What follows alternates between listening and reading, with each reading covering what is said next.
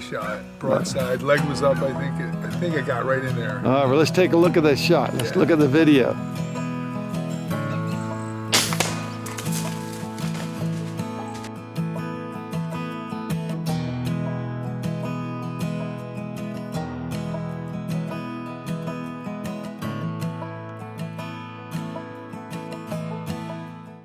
And now that evening, it's my turn.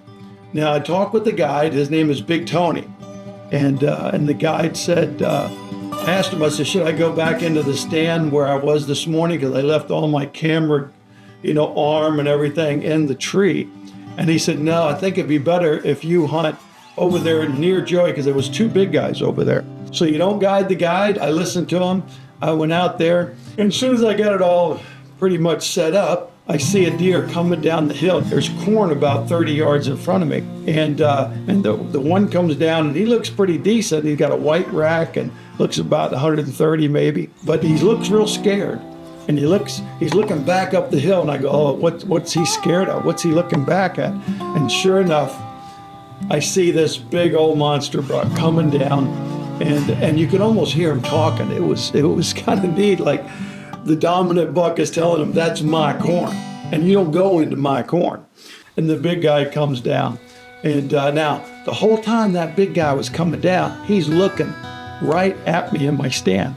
He's probably seen hunters in that stand over the last 4 or 5 years that he's been alive, because that stand's been there that long. And I'm just so afraid he's gonna bolt. And once he sees me up there, because it's an open woods, there's not a whole lot of cover. I'm in a ladder stand, there's not a whole lot of cover there.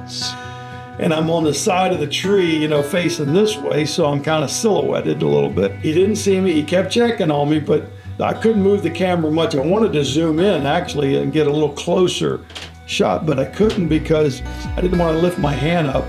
But anyway, he comes in, and he's sat there, and he's got this, he's between 2 trees. One's a big, heavier tree, and one's a thin tree, and the thin tree is covering his vitals completely. One step will do it. And I'm sitting up there waiting, and my heart is pounding. And he gives me the head fake. I love it. They're so smart.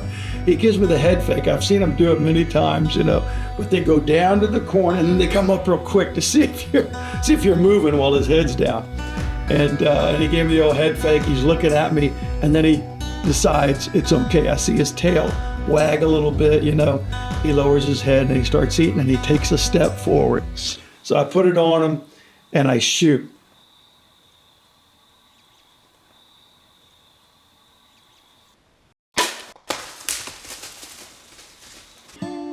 For some reason, my lighted knock did not go on. And these things shoot so fast, I could hardly see it. I wasn't sure if he ducked it and I hit him high.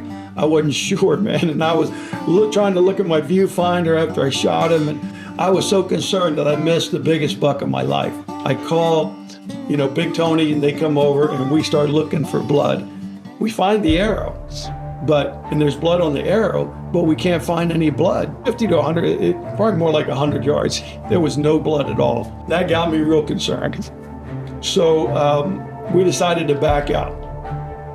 We went home. I got the camera up, hooked it to the big screen TV, and we looked at the shot, and it was a perfect, right where I was aiming, double lung shot, and it was perfect, right in there. And I looked at Tony.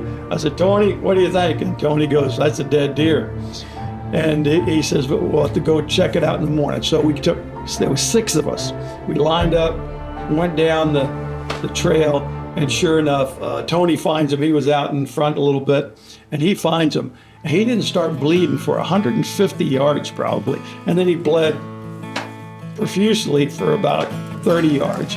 And there he was. Oh, man. Woo. All right, I need somebody to hold it. I got it. Thank you. Nice. Yeah. Yeah, this is the one we got a picture of. Oh. Nice. Yeah. This is nice. Yeah, it's a nice deer. That's what we come to Ohio for, Oh, yes. Thank you, Lord. Yeah. Thank you. Did a little praying last night, didn't we? Oh, yes, indeed. I'm gonna get in there, man, too. All right, I'm gonna get one more with that angle. I know that.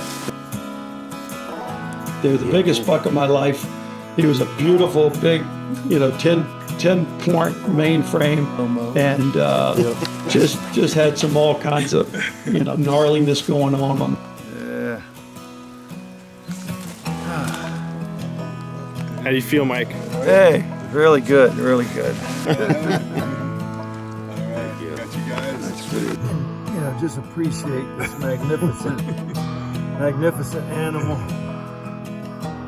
Because he is very... Whitetail Heaven Outfitters. Yes. And he with the stand outdoors. He's What a combo. He's the reason we drive 9.5 hours. Get these big boys. I ain't going through too bad shit. We gotta back down out of there. Boy, man, back in here. How about it? Oh, man. It was our year this year. Finally. You did it. The stand outdoors with Whitetail Heaven. What a combo.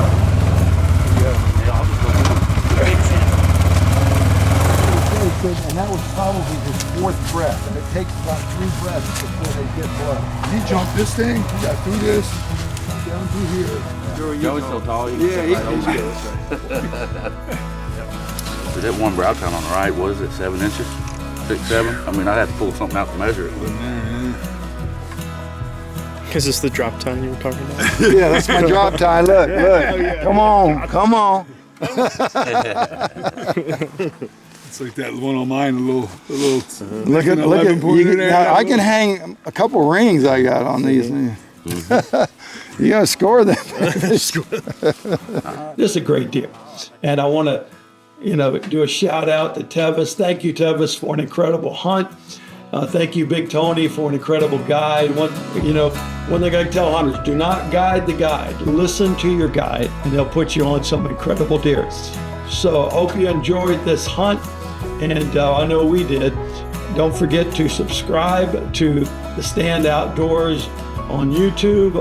We're on all social media, and also you can go to our website, which is standoutdoors.com. We have an incredible Bible study there. We have hunting videos with all types of questions, and you have a leader's guide, a participant's guide, everything you need to do a Bible study or a devotional yourself, and it's all there on the website. And so check us out, and good hunting.